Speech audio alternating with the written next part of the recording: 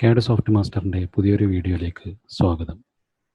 ഇന്നത്തെ വീഡിയോയിൽ നമ്മൾ പഠിക്കാൻ പോകുന്നത് ഐസോമെട്രിക് ഡ്രോയിങ് എങ്ങനെ വരയാം എന്നുള്ളതാണ്. ആദ്യം തന്നെ ഒരു പുതിയ ഷീറ്റ് ഓപ്പൺ ചെയ്തതിന് ശേഷം നമ്മൾ ലിമിറ്റ്സ് സെറ്റ് ചെയ്ത് കൊടുക്കുക.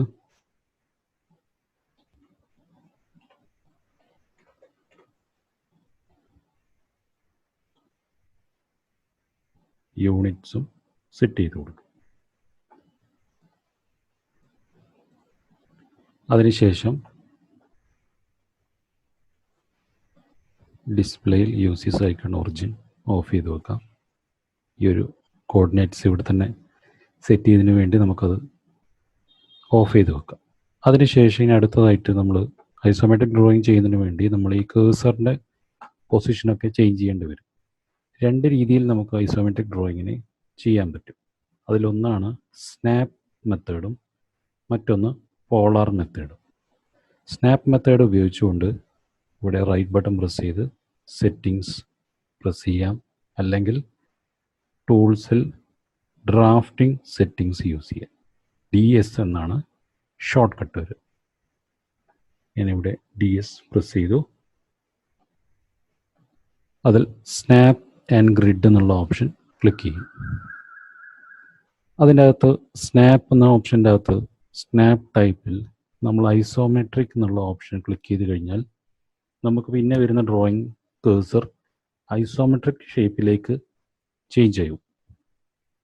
ഞാനിവിടെ ഐസോമെട്രിക് സ്നാപ്പ് കൊടുത്തു, ഓക്കെ കൊടുത്തതിന് ശേഷം ഇപ്പോൾ നോക്കുമ്പോൾ നമ്മൾ 3D പോലെ അല്ലെങ്കിൽ ഒരു ഐസോമെട്രിക്കിൻ്റെ ഒരു ഇൻക്ലൈൻഡ് ആയിട്ടുള്ള ഒരു കേഴ്സറായിരിക്കും നമുക്ക് കിട്ടും.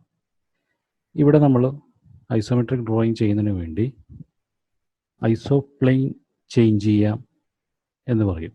ഐസോപ്ലെയിൻ എന്ന് പറയുന്നത് ഈ ഒരു കേഴ്സറിൻ്റെ ഓരോ പൊസിഷൻ, ഓരോ ഡയറക്ഷനാണ് ഐസോപ്ലെയിൻ എന്ന് പറയുന്നത്. ഇവിടെ ഐസോപ്ലെയിൻ ചേഞ്ച് ചെയ്യുന്നതിന് വേണ്ടി F5 യൂസ് ചെയ്യാം. F5ൽ 3 സൈഡാണ് നമ്മൾ സാധാരണയായിട്ട് ചേഞ്ച് ചെയ്ത് കൊടുക്കുന്നത്. ഒന്ന് top, right, left. Top, right, left. ഇപ്പോൾ ടോപ്പിൽ വെച്ച് നമ്മളൊരു ഡ്രോയിങ് ചെയ്യുന്നു എന്ന് വിചാരിക്കുക.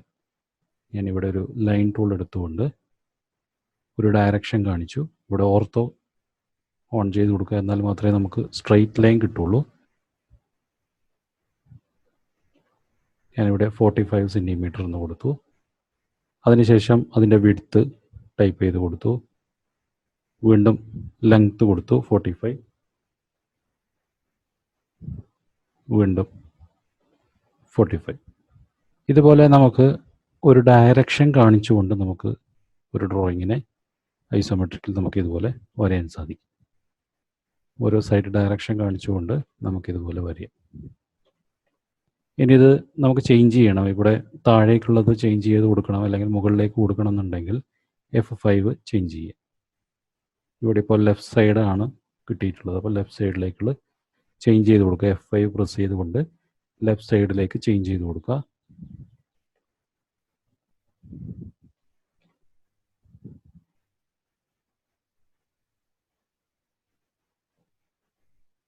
ഇനി അത് റൈറ്റ് സൈഡിലേക്ക് ചേഞ്ച് ചെയ്യുന്നതിന് വേണ്ടി വീണ്ടും F5 പ്രസ് ചെയ്യുക.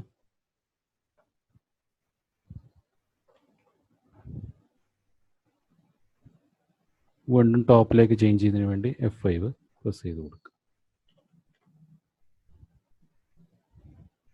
ഇതുപോലൊരു ബോക്സ് ഷേപ്പ് നമുക്ക് ഇത് ഉപയോഗിച്ചുകൊണ്ട് ഐസോമെട്രിക്കിൻ്റെ ഐസോപ്ലെയിൻ ഉപയോഗിച്ചുകൊണ്ട് നമുക്ക് വരയാൻ സാധിക്കും.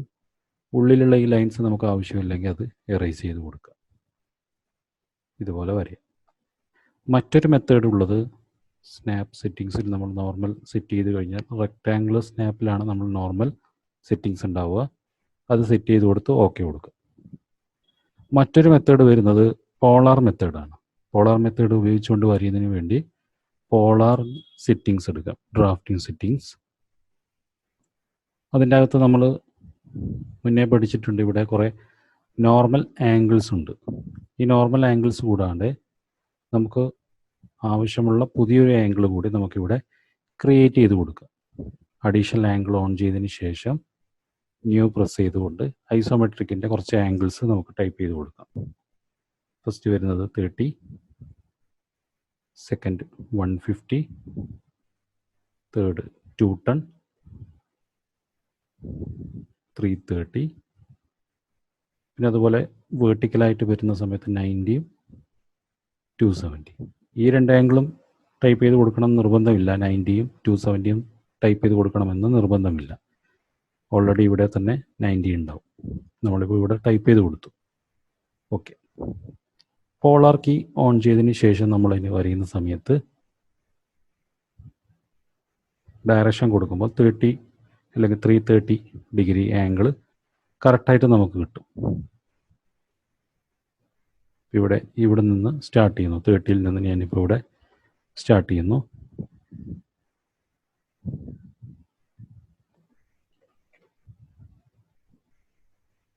കറക്റ്റായി നമുക്ക്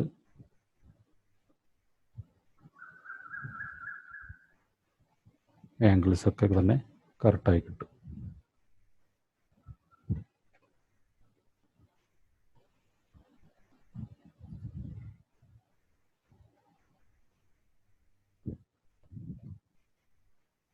പോളാറിൽ സെറ്റ് ചെയ്ത് കൊടുത്താൽ മാത്രം മതി. നമുക്കിവിടെ കറക്റ്റായി ആംഗിൾസൊക്കെ കിട്ടുന്നുണ്ട്. പോളാർ ഓൺ ചെയ്ത് കഴിഞ്ഞാൽ നമുക്ക് എല്ലാ ആംഗിൾസും കറക്റ്റായി കിട്ടും. ഇതേപോലെ തന്നെ ഒരു ബോക്സ് നമ്മൾ പോളാർ ഉപയോഗിച്ചുകൊണ്ടും നമ്മളിവിടെ വരച്ചു കഴിഞ്ഞു. ഇതുപോലെ നമുക്ക് രണ്ട് മെത്തേഡ് ഉപയോഗിച്ചുകൊണ്ട്, സ്നാപ്പ് മെത്തേഡും പോളാർ മെത്തേഡ് ഉപയോഗിച്ചുകൊണ്ടും നമുക്ക് ഐസോമെട്രിക് ഡ്രോയിങ്സ് വരയാൻ സാധിക്കും. അടുത്തതായി വരുന്നത് സർക്കിൾ ഷേപ്പുകൾ വരയുന്നതിന് വേണ്ടി, ഐസോമെട്രിക്കിൽ സർക്കിൾ ഷേപ്പുകൾ വരയുന്നതിന് വേണ്ടി നമുക്ക് പോളാർ മെത്തേഡ് ഉപയോഗിച്ചുകൊണ്ട് വരയാൻ ബുദ്ധിമുട്ടാണ്. അപ്പോൾ കൂടുതലായിട്ട് ഉപയോഗിക്കുന്നത് സ്നാപ്പ് മെത്തേഡാണ് കൂടുതലായിട്ട് നമ്മൾ യൂസ് ചെയ്യുന്നത്. അതിനുവേണ്ടി ഐസോമെട്രിക് സ്നാപ്പ് സെറ്റ് ചെയ്തതിന് ശേഷം ഓർത്ത് ഓൺ ചെയ്ത് വെച്ചു. നമ്മൾ അതിനുവേണ്ടി ഉപയോഗിക്കുന്നത് സർക്കിൾ ടൂളല്ല, എലിപ്സ് ആണ് നമ്മൾ അതിനുവേണ്ടി പ്രധാനമായും ഉപയോഗിക്കുന്നത്. എലിപ്സ് എടുത്തതിന് ശേഷം റൈറ്റ് ബട്ടൺ പ്രസ് ചെയ്ത് കഴിഞ്ഞാൽ ഐസോ സർക്കിൾ എന്നുള്ളൊരു ഓപ്ഷൻ നമുക്ക് കാണാം. അത് ക്ലിക്ക് ചെയ്ത് നമ്മളവിടെ ഏത് ഡയറക്ഷനിലാണോ, ഇപ്പോൾ ടോപ്പിലാണെങ്കിൽ ഇങ്ങനെ, റൈറ്റ് സൈഡിലാണെങ്കിൽ ഇങ്ങനെ, ലെഫ്റ്റ് സൈഡിലാണെങ്കിൽ ഇങ്ങനെ നമുക്ക് വരയാൻ സാധിക്കും. ഞാൻ ടോപ്പിലാണ് വരയുന്നത്. അപ്പോൾ ടോപ്പിലൂടെ ഒരു റേഡിയസ് ടൈപ്പ് ചെയ്ത് കൊടുക്കുക. ഇതുപോലെ കാണും. അതിനുശേഷം അതിൻ്റെ ഒരു കോപ്പി എടുത്തു കൊടുക്കും.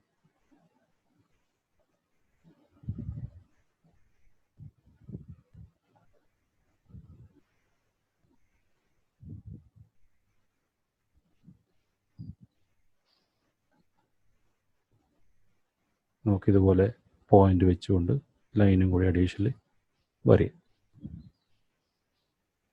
ചില ലൈൻസുകൾ നമുക്ക് കട്ട് ചെയ്ത് കളയണമെങ്കിൽ ട്രിം ഉപയോഗിക്കാം. ഇതുപോലെ ഐസോ സർക്കിൾ ഷേപ്പുകൾ എലിപ്സ് ടൂൾ ഉപയോഗിച്ചുകൊണ്ട് സ്നാപ്പ് സെറ്റിങ്സിൽ ഐസോമെട്രിക് സെറ്റ് ചെയ്തതിന് ശേഷം എലിപ്സിൽ ഐസോ സർക്കിൾ ഉപയോഗിച്ചുകൊണ്ട് നമുക്ക് സർക്കിൾ ഷേപ്പുകൾ കൂടി ഇതിൽ യൂസ് ചെയ്യാൻ പറ്റും. ആർക്കാണ് നമ്മൾ യൂസ് ചെയ്യുന്നതെങ്കിൽ, ആർക്ക് ഷേപ്പാണ് നമ്മൾ ചെയ്യുന്നതെങ്കിൽ സർക്കിൾ വരച്ചതിന് ശേഷം കട്ട് ചെയ്ത് കൊടുക്കാം.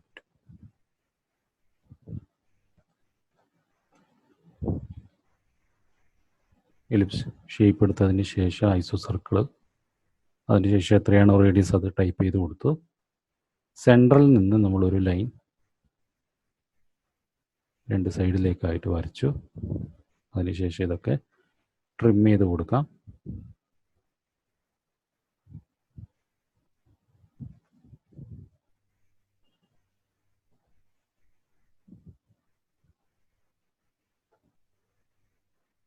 ട്രിം ചെയ്ത് കൊടുത്തതിന് ശേഷം നമ്മളിതിൻ്റെ ഒരു കോപ്പി എടുക്കും.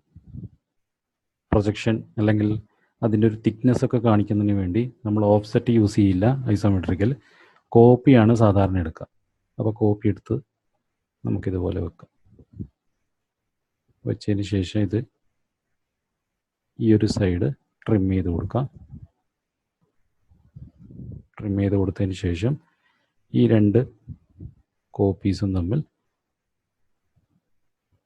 കണക്ട് ചെയ്ത് കൊടുക്കും.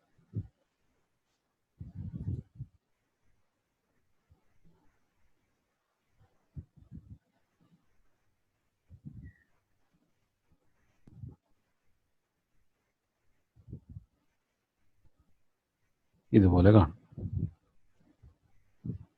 ഇങ്ങനെയാണ് നമ്മൾ സാധാരണ ഐസോമെട്രിക് ഡ്രോയിങ്ങുകൾ വരയുന്നത്. ഇനി ഐസോമെട്രിക് ഡ്രോയിങ്ങിൽ നമ്മൾ ഡയമെൻഷൻ എങ്ങനെയാണ് അപ്ലൈ ചെയ്യുന്നതെന്ന് നമുക്ക് നോക്കാം. ഡയമെൻഷൻ അപ്ലൈ ചെയ്യുന്നതിന് വേണ്ടി ഡയമെൻഷൻ സ്റ്റൈൽ സെറ്റ് ചെയ്ത് കൊടുക്കുക. സാധാരണ സെറ്റ് ചെയ്തതുപോലെ തന്നെ സെറ്റ് ചെയ്ത് കൊടുക്കാം.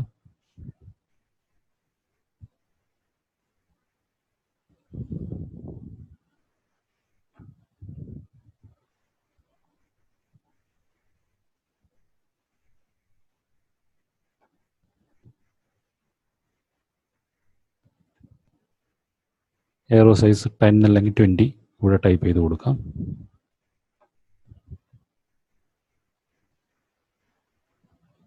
പ്രിസിഷൻ 0.00 സെറ്റ് ചെയ്യാം. സ്കെയിൽ ചേഞ്ച് ചെയ്യേണ്ട ആവശ്യമില്ല, 1 തന്നെ കൊടുക്കാം.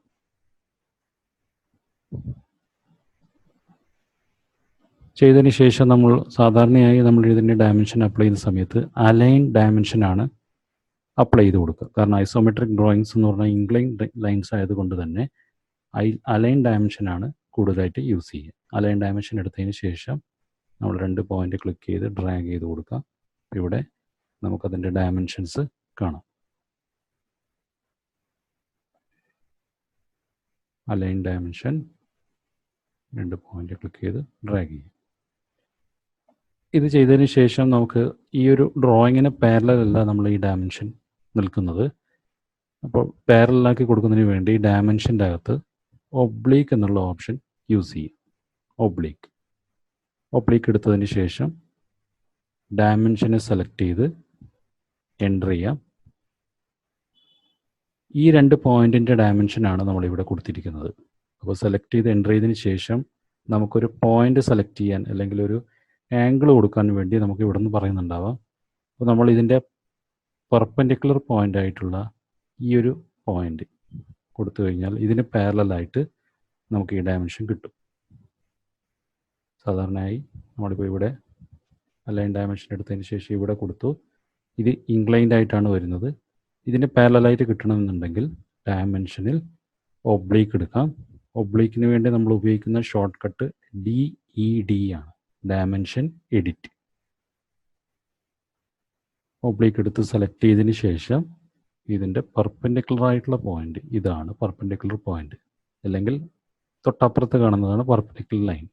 ഈ 2 പോയിന്റ് പിക്ക് ചെയ്ത് കൊടുത്തു കഴിഞ്ഞാൽ ഇതിന് പാരലലായിട്ട് നമ്മുടെ ഡയമെൻഷൻ മാറും. ഇങ്ങനെയാണ് നമ്മൾ ഡയമെൻഷൻ അപ്ലൈ ചെയ്ത് കൊടുക്കുന്നത്.